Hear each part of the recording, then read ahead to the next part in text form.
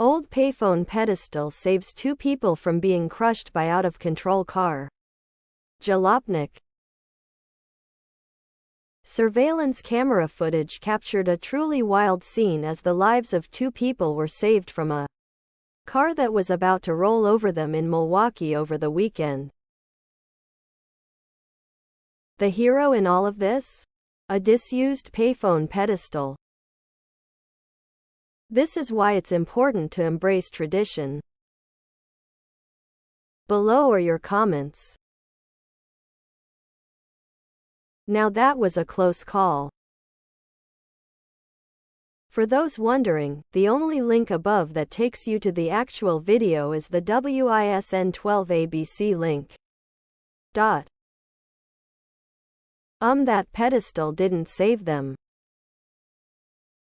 Like, not at all. It didn't deflect. It didn't slow the car down. It was the equivalent to saying that dandelion saved that weed from getting mowed. I bet it didn't save their underwear. That old payphone did not save them. Did not slow the car one bit. Glad they were safe.